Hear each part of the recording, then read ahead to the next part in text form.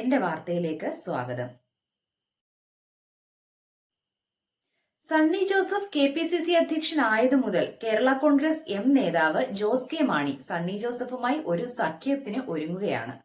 റോഷിയുമായുള്ള അഭിപ്രായ ഭിന്നതകൾ എല്ലാം പരിഹരിച്ച് UDFിലേക്ക് ഒരു തിരിച്ചുപോക്കാണ് യഥാർത്ഥത്തിൽ ജോസ് കെ മാണി ശ്രമിക്കുന്നത്. UDF കൺവീനർ അടൂർ പ്രകാശ് മാത്രമാണ് ജോസ് കെ മാണിയെ പാർട്ടിയിലേക്ക് ക്ഷണിക്കാൻ താൽപര്യം പ്രകടിപ്പിക്കുന്നത്. മുസ്ലിം ലീഗിനോ VD സതീഷിനോ ഒന്നും തന്നെ വലിയ താൽപര്യം അക്കാര്യത്തിലില്ല. MP സ്ഥാനം കൈവിട്ടു പോകാതെ ഇരിക്കാൻ BJPയിലേക്ക് ഒരു ചുവടുമാറ്റവും ജോസ് കെ മാണി ശ്രമിച്ചു.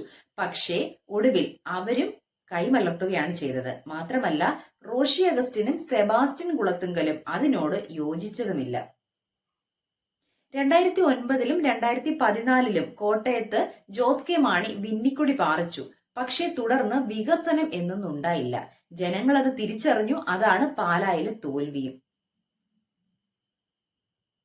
നിലവിലുള്ള MP സ്ഥാനം എങ്ങനെയും ഉറപ്പിക്കാൻ അല്ലെങ്കിൽ നിലനിർത്താൻ ജോസ് കെ മാണി ശ്രമിക്കും. കാരണം അധികാരമില്ലെങ്കിൽ തനിക്ക് വിലയില്ലെന്ന് അദ്ദേഹത്തിന് നന്നായി അറിയാം.